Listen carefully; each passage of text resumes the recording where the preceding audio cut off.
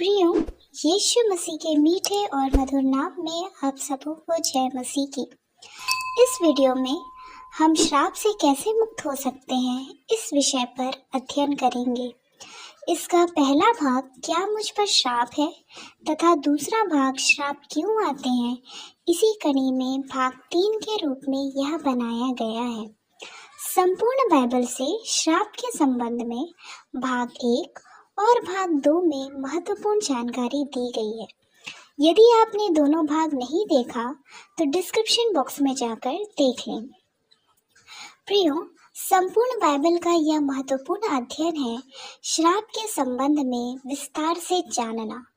बहुत सारे मसीही ज्ञान ना होने के कारण या अधूरा ज्ञान होने के कारण आज भी श्राप के जंजीरों से जकड़े हुए हैं और चाहकर भी छूट नहीं पा रहे हैं। यहाँ संक्षिप्त रूप में बहुत ही महत्वपूर्ण जानकारी दी गई है जिसे आपको ध्यान से पूरा सुनना है और अमल करने पर प्रभु की सहायता से आप श्राप से मुक्त हो जाएंगे। प्रियो, श्राप से मुक्त होने के लिए पहले चरण में आपको यीशु मसीह पर और उनके बलिदान पर संपूर्ण रूप से स्वीकार करना अनिवार्य है।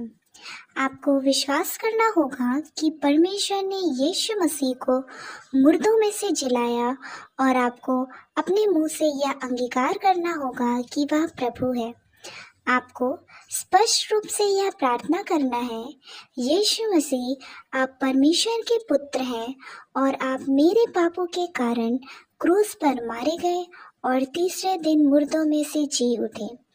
पहले चरण में आपको यीशु को परमेश्वर के पुत्र के रूप में और उसके बलिदान को मानना ही होगा, तभी आपका पहला चरण पूरा होगा और आप दूसरे चरण में प्रवेश कर सकेंगे। दूसरे चरण में आपको अपने पापों और अपराधों का सच्चा पश्चाताप करना है।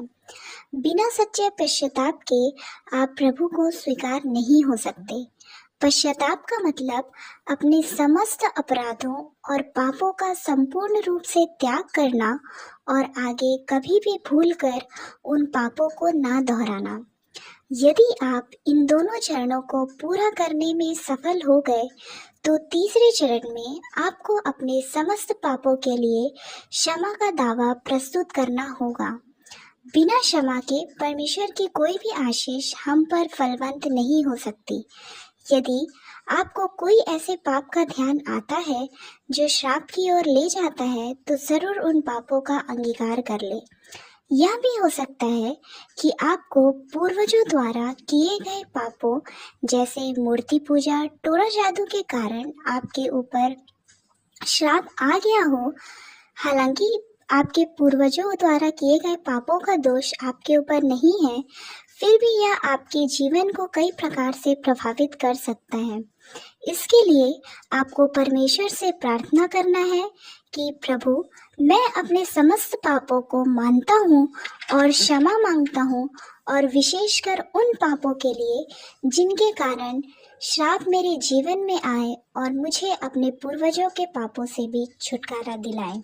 प्रियो, यहाँ पर आपको श्राप से छुटकारा हेतु 3 चरण बताए गए हैं, जिसमें सबसे पहले यीशु को अपना मुक्तिदाता स्वीकार करना है। दूसरे चरण में आपको अपने पापों का सच्चा पश्चाताप करना है। तीसरे चरण में आपको समस्त पापों और पूर्वजों के पापों के लिए क्षमा मांगना है।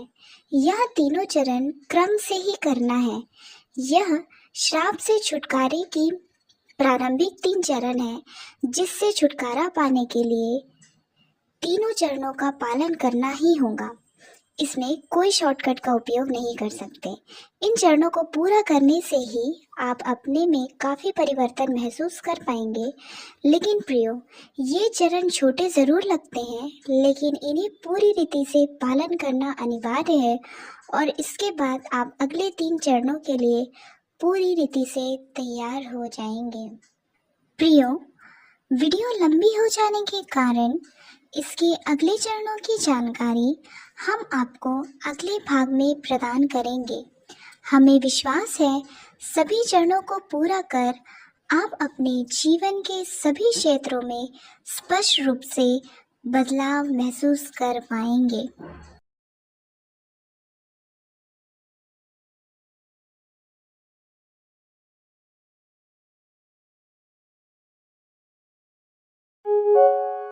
सब्सक्राइब दबाएं, लाइक करें, कमेंट लिखें और इस आशीष को शेयर कर दें।